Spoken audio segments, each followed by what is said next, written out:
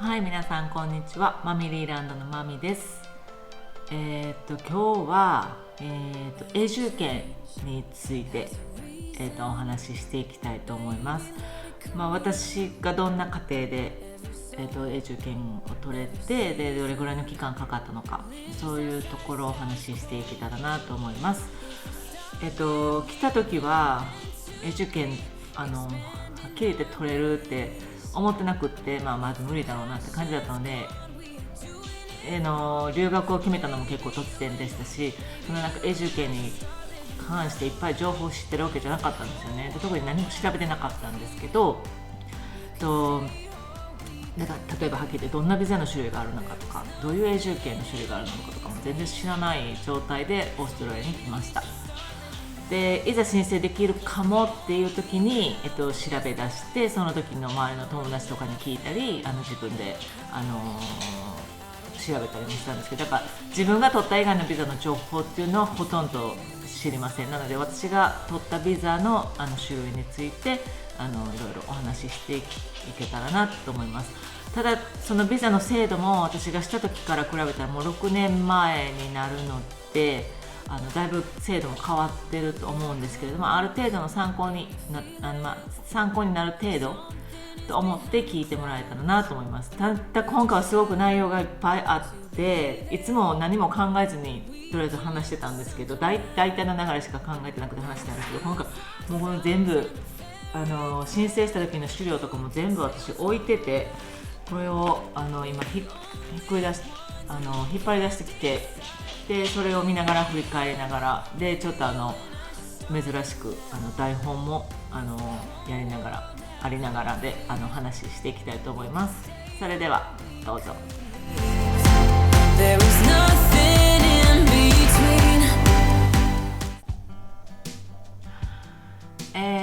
それでは、まずオーストラリアの永住権の種類ですけど、これは大きく分けて3つのパートに分かれるみたいです。まず1つ目が私が取った、独立移民ビザ、その自分の職業とかですね、それを持って、申請するビザです。でもう1つがスポンサービザ。これは会社とかそういう人にスポンサーになってもらって、でそこからビザを取る方法ですね。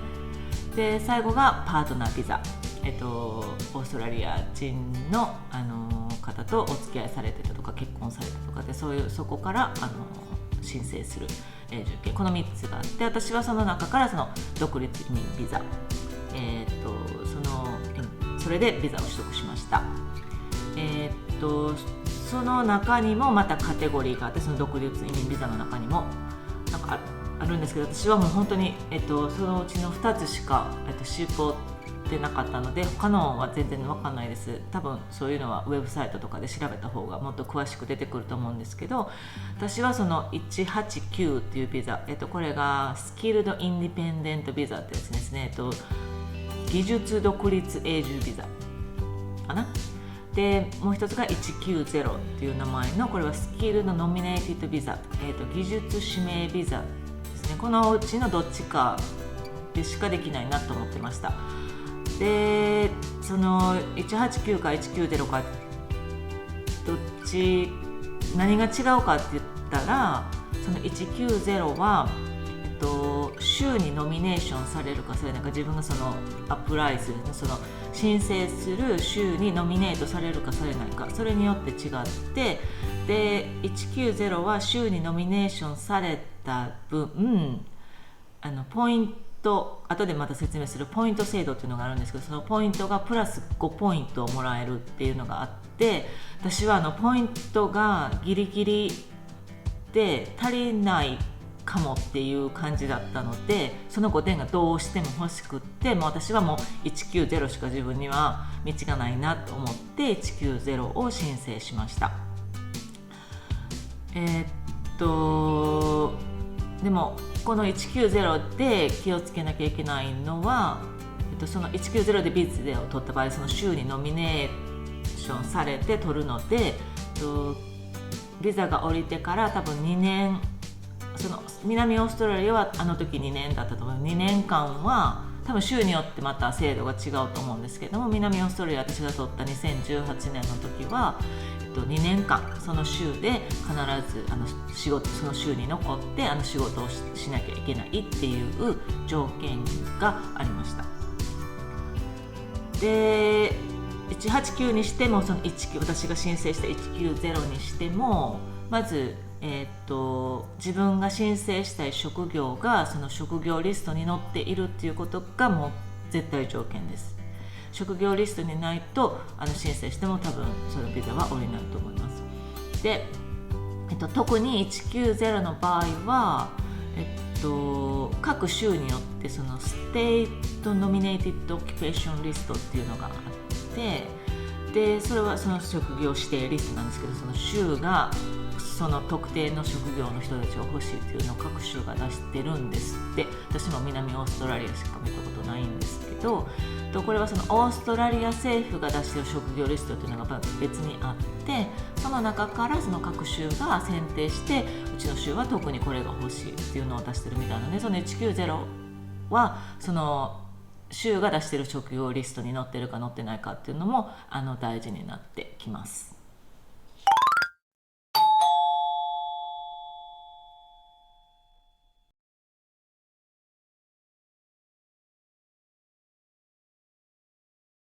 で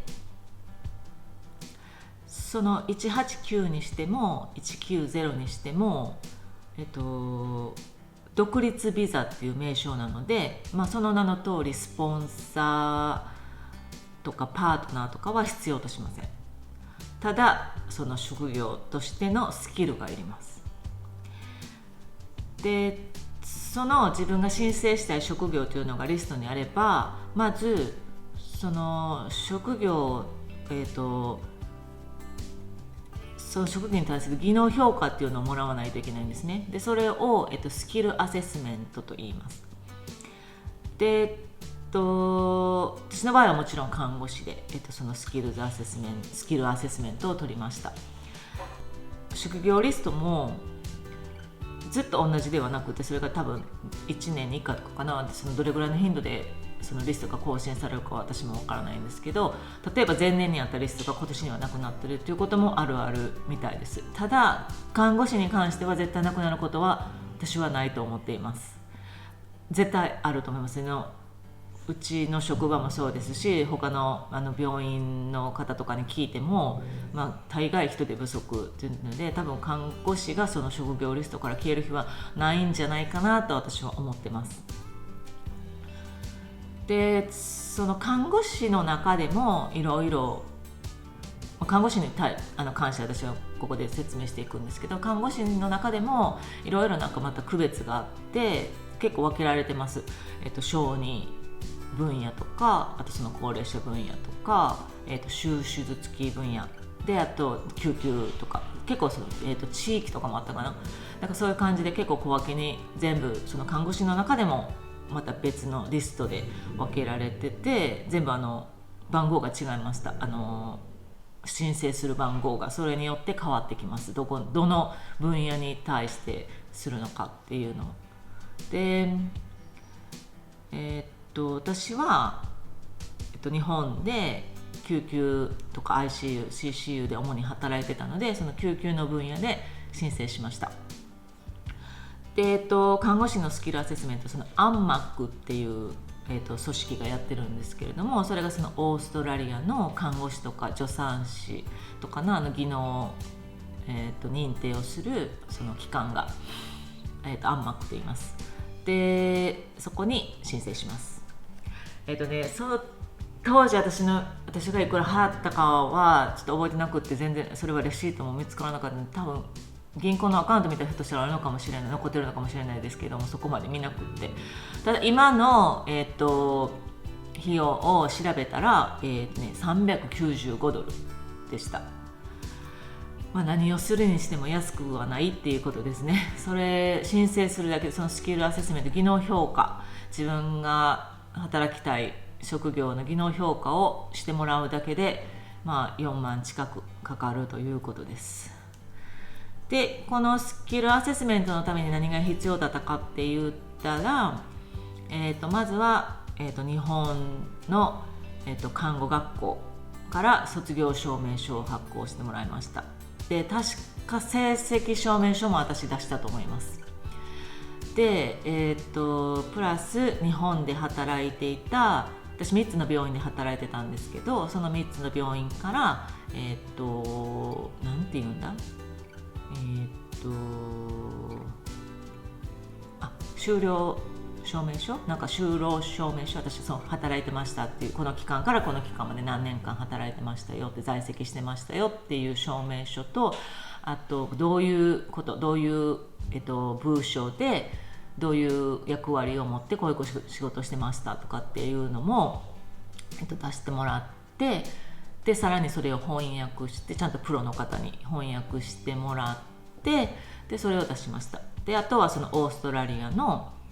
看護大学の卒業証明書ですね。でそれを、全部提出して、でアセスメントしてもらいました。でかその翻訳してもらったりするのもまた別費用です。で、申請してから評価が出るくらいまでどれぐらいの期間がかかったかはっきりとは覚えてないんですけど、多分2ヶ月ぐらいかかったんじゃないかなと思います。今どれぐらいかかるのかわからないですけど、そんなに変わらないんじゃないんですかね。でそれが申請されたのが2017年の11月の9日に、発行されました。2015年の3月に、オーストラリアに来たので、そこから大学、語学学校を卒業して、大学卒業して、で2017年の、11月9日に、無事自分の、やりたい職業、看護師としての、職業で技能評価が下りたのが2017年の11月9日になります。でこのスキルアセスメントがないと独立移民ビザ189、190どちらも申請はできません。なのでこれは絶対に必要な、審査になります。で、次がポイント制度。もうこれが本当に大変で、もう私が永住権申請する中で一番大きな壁になりました。ポイント。そのポイント、いろんなカテゴリーに分かれてるんですよ。そのポイントも英語とかその学歴とかそういうのがあって、その中で自分に該当するものを選んで、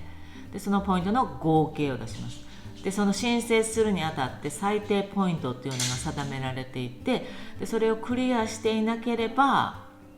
いくらスキルアセスメントが完了していても申請はできないです。申請できるかもしれないですけど、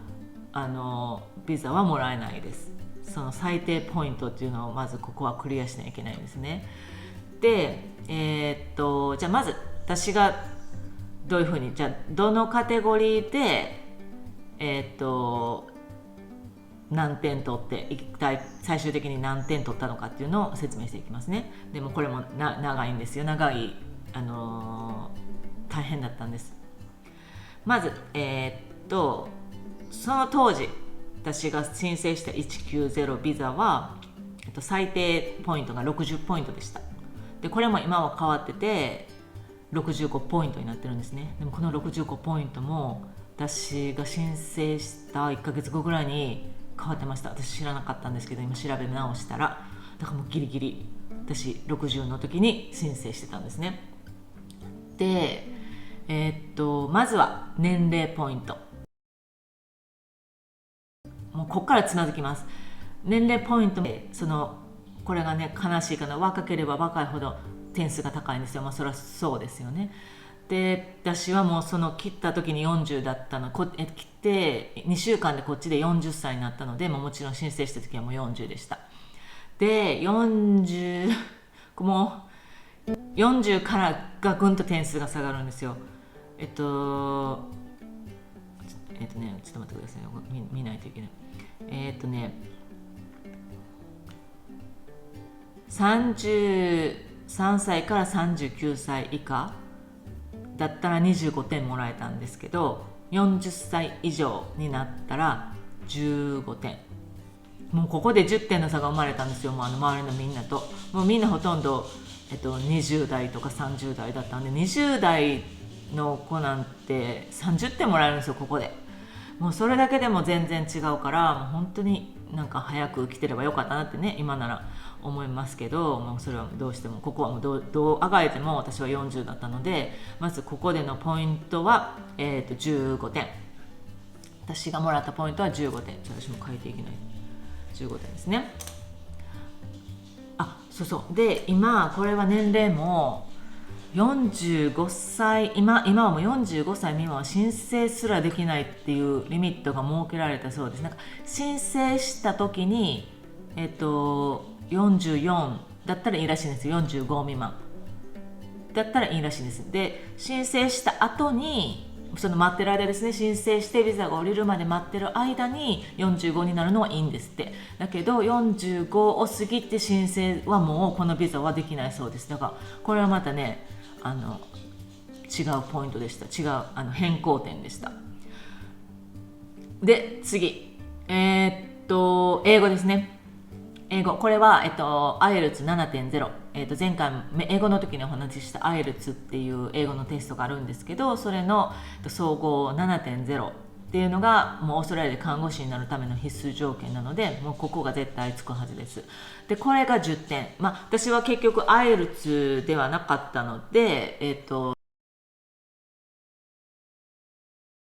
それも前回でお話しした医療従事者に特化した英語試験、これをパスしたので、これが総合 B であれば、IELTS の 7.0 に同等のレベルとして扱ってくれるっていうことで、ここで私は、10点英語では取りました。もっと上だったら、もっと上の点数が取れるんですけど、これはここで、これ以上は無理、私の中ではですね。で、次がオーストラリアでの国内の、職業経験っていうポイントがありますね。15点、10点、5点とかってあるんですけども、私はオーストラリアで看護師として働いてその1年も経ってなかったので、ここのポイントは、0です。で、次にオーストラリア国外の実務経験、その職業に関してですね、自分が申請したいと言ってる職業リストのその職業での実務経験になります。他の職業ではダメです。で、それが私はこの、3つあるんですけど、そのうちの真ん中で、技術認定を受けた職業において過去7年中5年の職歴を有する。で、これに該当したので、ここで10点もらいました。ということで、今で35点ですね。で、次が学歴。で、学歴がこれも3つあって、その専門学校とかで取る、証明書とかぐらいの、学歴だったら10点で、私はそのオーストラリアで大学を卒業したので、それがバッチェラーっていうんですけど、学士号になりますね。だからこれのレベルを取得になってるので、ここで15点私はまた取りました。で、今で50点。なんかいけそうって思うじゃないですか。こっからなんですよ。でそこからちょこちょこあるんですけど、あんまり関係ないものがあって、取れませんでした。例えば配偶者ポイントとかですね、その、シングルだったのでこのいらないんですね。で、ここからですね、どこだ、オーストラリア国内での就学っていうところと、あと地方都市ポイントっていうのがあるんですね。で、アデレードはその、シドニーとメルボルンとブリスベンは違うかったかな、あれは地方都市として認定されてなくって、ただアデレードは地方都市としてオーストラリアが認定しているので、その地方都市で2年間勉強したっていう実績があれば5点なんですよ。で、さらにそのオーストラリア国内の修学っていうリストもあって、そこもオーストラリアの教育機関で2年相当のフルタイムコースを受講しているってなったら5点なんですよ。で、ここで5点5点なんですけど、私その語学学校入らないんですね。語学学校での勉強はこの教育機関に入らないんですよ。なので、その大学でやった1年だけしかないってことは、この2年相当どっちも2年勉強していた2年フルタイムのコースを受講していたなのか、私ここ取れなかったんですよ。なので5点5点でここの10点がその時点で取れなかった。であともう一つだけ取れるのがその190はさっきも言った州のスポンサービザなので、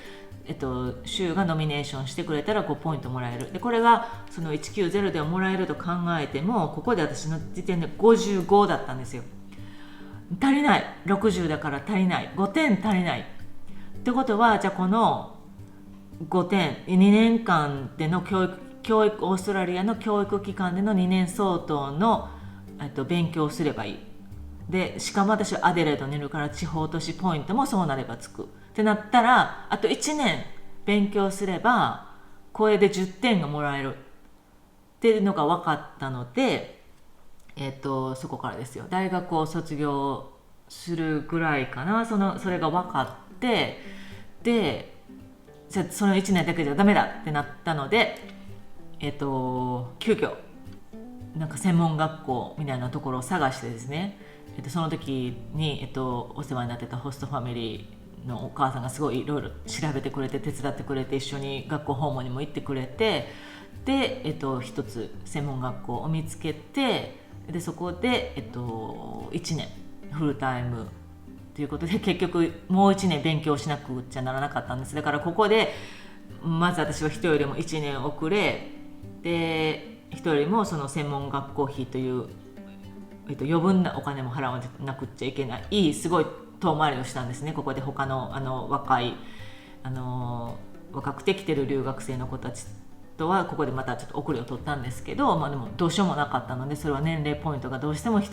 その時点で10ポイント私は減ってたので、その10ポイントを埋めるためにはもう1年勉強しなくちゃいけなかったので、それは、もう全然看護とは関係ない専門学校でマネージメントの勉強をしました。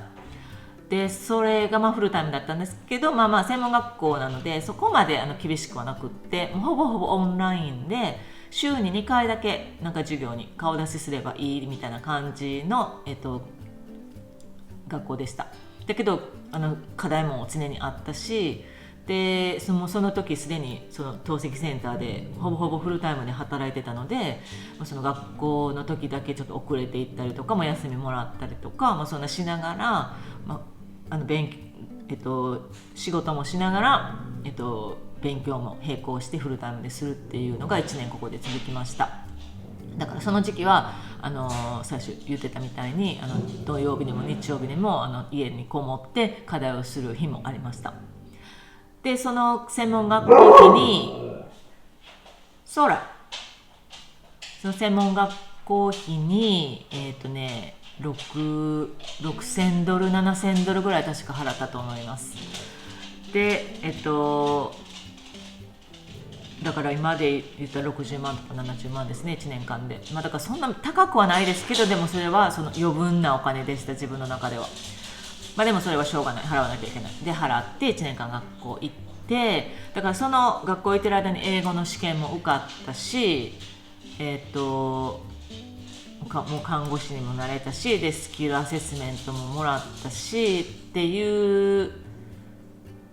段階でしたけど、学校があったのでその学校が終わるまでビザの申請はできませんでした。だから学校が終わるまで申請は待たなきゃいけなかったんですね。でそれで10点を、取りましたね、最終的には。でだから最終的に、その学校を卒業して2年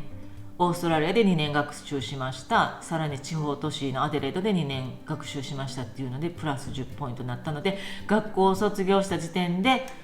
とうとう私は65点をゲットしたわけです。だから最低ポイントが60だったので、結果的にプラス5ポイント多めで申請することができました。その最低ポイントがあれば申請できるんですけど、やっぱりいろいろ私もその時調べたり、その時友達とかのその噂話レベルでもあったりしたんですけど、点数がやっぱ高ければ高いほど通りやすい、申請が通りやすいっていうのはあるみたいです。結果その65、5ポイントですけど、それでもそのスタートからねかなり出遅れてたので、そしたらそれで最終的に5ポイント上乗せできたっていうのは自分の中でもすごい嬉しかったです。ここまでいけたと思って。で、私は65ポイントで、190ビザを申請しました。でその学校を卒業したのが、2018年の4月9日ですね。この4月9日に、証明書がもらえたので、それを持って、いよいよビザの申請に移るわけです。でいよいよ全ての条件をクリアしたら申請に移れるわけなんですけど、まず最初にするのが EOI というものを申請します。これが、Expression of Interest って言って、いわゆる日本語でいう関心表明書というのを提出します。この職業リストでこのビザに申し込みたいその意思がありますっていう、申請書ですね。それを出さなきゃいけないんですね。でそこでそのポイントをどのように計算してこのポイントに至ったのかとかっていうのをそのコンピューターで聞かれるままにこう申請していくんですけど、ここでまた私は茨の道を歩くことになるんですよ。うまくいかない。で周りの友達もね、みんなほとんどそんな簡単にできるよとか言ってでそうと思って私エージェントさんに頼むかなと思ってたんですけど、それもまたお金がいるので、できるんだったら自分でしようかな。もうそのね、学校1年間マネージメントの行った学校で60万70万無駄ではないですけど、その追加で使ってるので、できたら自分でしたいなと思って私もトライしてみました。で EOI をね自分でやり始めたんですよ。でそしたら、ここでなぜ私がつまずいたかっていうのを知っていただくためには、その英語の試験ですね。で英語の試験、私は OET をパスしたんですけど、実はその1回の試験で全部 B 判定が取れたわけではなかったんですよ。でも永住権をね、結局最終的に私はエージェントさんに頼んだんですけど、そのエージェントさんが1回だけできる無料相談っていうのを開催してたので、1回そこに聞いたんですよ。でその2回の試験の結果を統合して、でそれぞれのカテゴリーでどっかでちゃんと B があれば、それをオール B としてちゃんと査定してくれる。でそれはできるよって言われたんですよ。やったことありますって言って、だからできますよって言われたんで、じゃあそのねプロの人が言ってくれてるのでできると思ってたんですよ。だけどその EOI オンラインのところに行ったら、その英語の試験のところに行ったら、その1個しか書く欄がなかったんですよ。そのどの日の試験をどこの場所で受けて、でそれが判定 B だった。でその証明書を添付しなさいみたいな。で2個アップロードできるところがなかったんですよね。ってなって、できないじゃん。でそこで行き詰まったんですよ。でどうしようかなと思って、でこれそうほんでその OET のその本部に電話したんですよ。でこの2つの試験をね統合して申請できる。じゃあ OET じゃないわ、州のその190のそのオフィスのところ、元のところに電話して聞いたんですよ。その190で今その EOI 出してるんだけど、その OET のテストがね統合して出せるってできるって聞いたんだけど、その場所がないんだけど、そういう時はどうしたらいいですかって言ったら、統合した試験は許可していませんって言われたんですよ。で、奈落の底に落ちました。その瞬間も泣いて、なんかもうどん底に落とされましたね。だって今4回も受けて24万円ももう払って、でやっと受かったって思って、もうこれ以上英語の勉強しなくていいんだって思ってすっごい喜んでて、解放されたその直後にもう一回受けてくださいってできますか？なかなかそのモチベーションで戻らないと思うんですよ。特にもうお金もかかる、時間もかかる、もうあんだけ努力もした、もう一回ってなってすっごい落ち込んでもうなんかもう手が震えるぐらいなんかもう不安でしたね。でも確実にそのエージェントの方が2回の試験を統合できるって言ってくれたので、もうここでホストマザーの登場ですよね。もうエージェントを使いなさい。じゃないと、あなたはもうただでさえちょっと普通ではないって言ったらあれですけど、もういろんなちょっと違うねやり方でやってるし、年齢の子供あるしで、もうこの EOI を間違って申請して、もしもうダメですって言われたらもう申請できないのよ、このビザ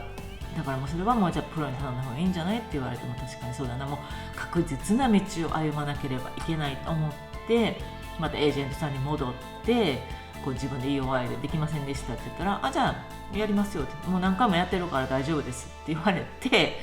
で結局エージェントさんにしてもらったんですけど、これがね、費用がまたここでプラスですね。もうこれはもうしょうがない費用なんですけど、レシート見つけたんですよ。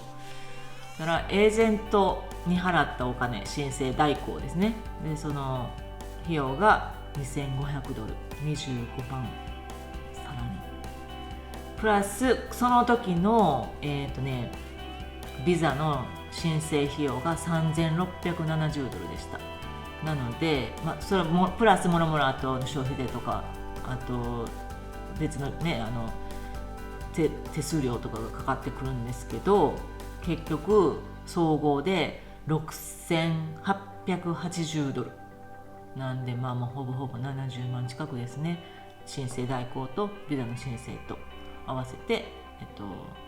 このビザに対してお金を払いました。だけどもうこれはもうエージェント様々で、あとここから私はもうエージェントさんに頼んだので、あとはもう払った分お願いします、もうお金払ったのでどうぞ面倒見てくださいという形で、私はあと言われたままの資料を彼らに提出するだけでOK っていう感じでした。でこれが、私の EOI、 なんとか EOI を、提出するところまで来ました。で、この EOI 出しました、無事提出しましたよって言われてから、次に待つのが今度は州からの、インビテーションっていうね、招待が来るんですよ。その EOI 出してこういうものを申請したいって思ってます、それだけではまだダメなんですね。このインビテーションが来ないといけないんです。このインビテーションがどれぐらいかかったかは全く覚えてないんですけど、インビテーションが来たのは2018年の5月28日でした。だから最後マネージメントの学校を卒業したのが2018年の4月9日なので、ここからあと申請するまでの期間のことを考えても、1ヶ月くらいで多分インビテーションは来たんだと思います。1ヶ月もかかってないかもしれないですね。2018年の5月28日にインビテーションがおりました。このインビテーションは州が私の、表明書ですね、この申請したいと思ってますっていうのを見て、じゃあどうぞ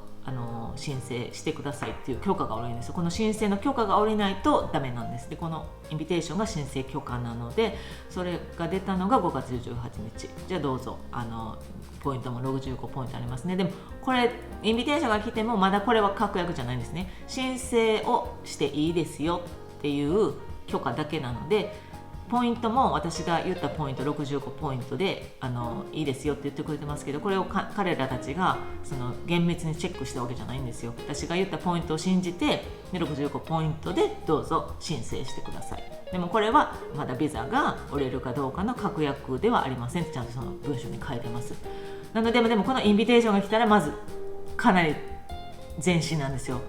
その時みんなが言ってたのも、インビテーションが来たら大丈夫よっていう感じでした。あとはもう書類申請してもうビザが下りるのを待つだけっていう感じだったんですけど、私はもう何が起こってもおかしくないような、次何が起こるんだろうっていうぐらいいろんなことがあったので、コミュニケーションが来たのは嬉しかったですけど、これで安心はできなかったわけです。でもここから今度は、全部そのエージェントさんが書類のアップロードも全部もうプロの方がしてくれるので、言われるがままに出して、18年5月にしました。で申請してからどれぐらい待ったか、だから2018年の5月28日に申請しました。で早い子だったら3ヶ月4ヶ月で来てたんですよ、ビザのおりましたっていうのが。だけど私なかなか売れなくって、で3ヶ月4ヶ月ぐらい経った時にエージェントの方からもう大丈夫です、書類はもう全部完璧ですって最初言われてたんですけど、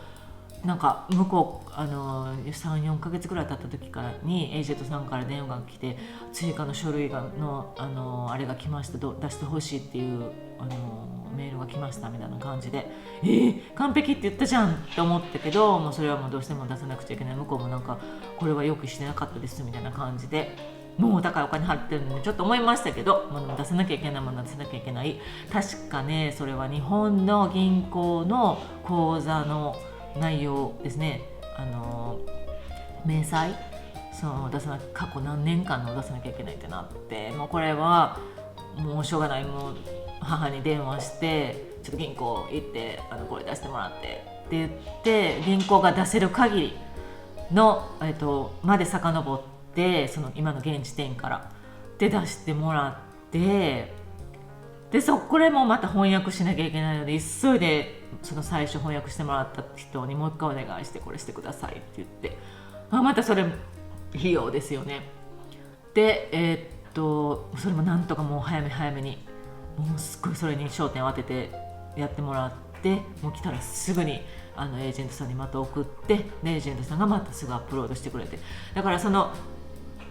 追加書類を出してくださいよって言われてるってことは、もうその人たちは、その査定をする人たちは私の資料を見始めてたってことなんですよね。だけど追加書類がいるわってなったから、一回そこで私の査定は止まってるんですよ。だから追加書類が出ても、その私の書類をいつ再開してくれるかは、それはエージェントさんもわからないって言って、もうここからもうひたすら待つ、もうそれしか私にはできませんでした。で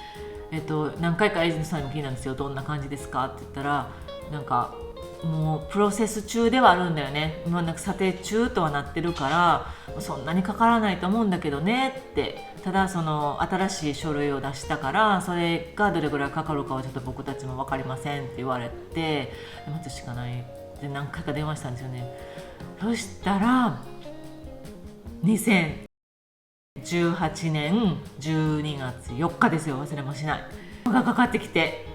エージェントさんからで無事おりましたって言って電話がかかってきて、でそのエージェントさんも、いや私たち普通は電話しないんですって言っても、メールでお知らせするなんですけども、あなたがすっごい待ってるの分かってたからって言って、わざわざメール送る前にもうちょっとでも早くにお伝えしたくってって言って電話かけてきてくれたんですよ。もうそれ今でもすっごい嬉しくって覚えてて、もう泣きながらありがとうございますって言って、でそしたらその、しばらく経ってからメールが来て、ちゃんと自分のビザ許可おりましたよって、その永住権、パーマネントビザっていうんですけど、その永住権がおりましたよ、私の番号で190で2018年の12月4日に認定されましたっていうちゃんと証明書とともに送られてきて、もうそれがもう本当に最高の日でした。もう忘れもしないですね、あの日本当に。もうすぐに母に電話して、もうホストファミリーにも言って、もう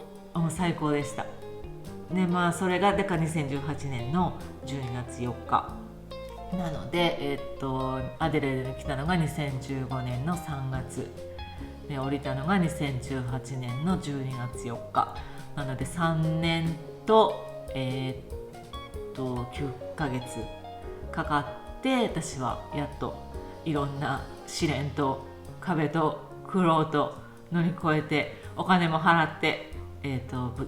無事、永住権というものを申請できたわけです。そうだからビザの、インビテーションが来てから、結局は5月の28日で12月4日に6、7、8、9、10、11、6ヶ月、半年ちょっとですね。申請してから、降りるまで半年ちょっとかかったということですね。なんか一応その時はまだ1年ぐらいかかるかもって言われてたんですけど、半年で降りました。今はちょっとどれぐらいかかるかは分からないんですけど、多分それぐらいで、あと申請費はね10万円ぐらい上がってるみたいですよ。今4600ドルぐらいするみたいです。で多分エージェントの費用はもう多分そのエージェントによりけりだと思うので、また別費用になるかもしれないですが、自分でできる方はやっぱり自分でねした方が安く上がると思うし、そうやって確実な方法を選ぶんだったらやっぱエージェントさんにお願いして、もうプロなのでねお願いしてもらうっていうのも一つの手だと思います。私はもう本当に自分ではもうどうしようもなかったのでエージェントさんにお願いしましたけど、もう本当にありがたかったと思いますね。25万払いましたけど、本当に25万払ってでもお願いした価値はあったなと思います。でその私が取った190ですね、パーマネントビザけど、これも、5年ごとに、更新しないといけないんですよ。もう取りっぱなしではなくて、これも更新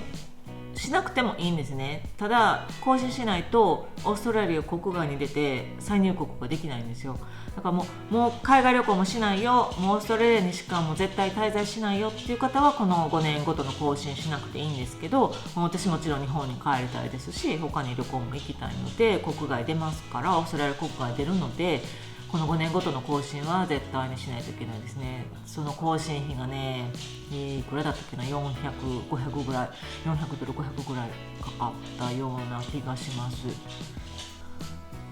永住権は本当にありがたいですし、本当にやっと夢にまで思ってた永住権、永住権取ったら何ができるかって言ったら、まずそのオーストラリアに滞在できるってことですよね。であとそのメディケアというものがもらえます。いわゆるそのオーストラリアの国民健康保険、日本でいうその国民健康保険みたいなんですけど、それがあれば、例えばその救急とか民間の病院に行けば救急診療も全部タダです。そのメディケア、国民健康保険が全部カバーしてくれます。その私立の病院に行ったらまた別なんです。プライベートの病院に行ったらそれはまた別で払わなきゃいけないんですけど、基本公立民間の病院に行けば、大概タダでその救急は治療してくれます。でその小さい GP っていうんですけど、そういうところ行ってもそのメディケアで、あとそのメディケアからいくらか返ってきて、でだから日本で国民健康保険が3割カバーしてくれる、それと同じような感じですね。でそれがもらえます。であと私は結局その後何も勉強はしてないので、でも多分、永住権があったらその後また大学とか行ったりすると、そのインターナショナルとは違う、海外から来てる学生とは違って、その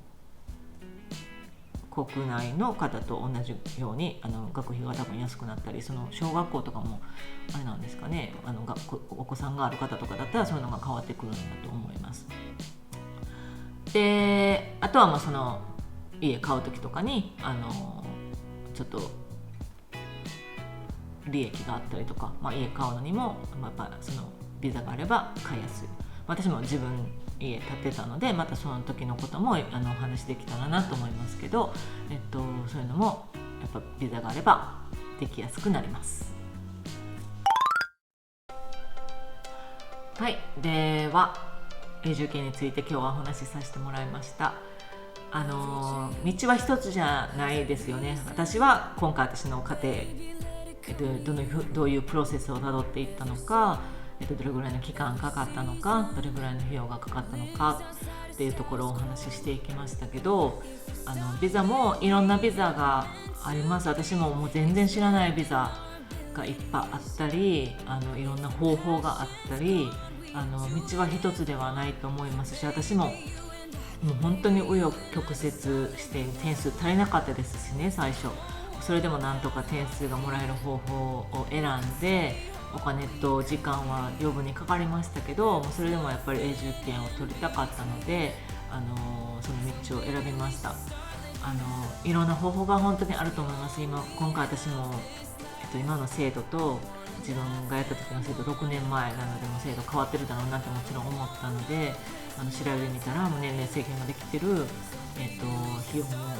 額が格段に上がってる、多分大変なんだろうなって本当に思います。なので利用できるところはね、利用したらいいと思います。だから私みたいにエージェントさんを利用してそれができるのであれば、でそのお金は無駄にはならないと思うんですよ。永住権を取れた時に全部報われます。私も本当にと思って、お金何かかって、新たな学校の費用もかかってって追加で多分100万以上使ってるんですよね、思ってた以上に。だけどもうそれは必要経費で、その後も永住権さえ取れればもう滞在できますし、仕事だってできるしって思えばね、その時本たちも辛かったです。今だから言えるんでしょうって感じですけど、でもどうしても永住権が欲しいってなったら、やっぱりいろんな道目指して考えて、それはいろんな人に聞いて、自分だけの力じゃこんなことは私はできないと思ってます。本当にいろんな人の助けがあって今永住権を取ってここに住めていると思いますので、皆さんも一人じゃないっていうのだけは思って永住権目指して頑張っていただきたいと思います。私でよかったら相談に乗りますし、いろんなね情報を探したりとかお手伝いできるんだったらって思いますので、今目指している皆さん、これから目指したいなと思っている皆さん、どうか頑張って目指して永住権取ってください。それではまた。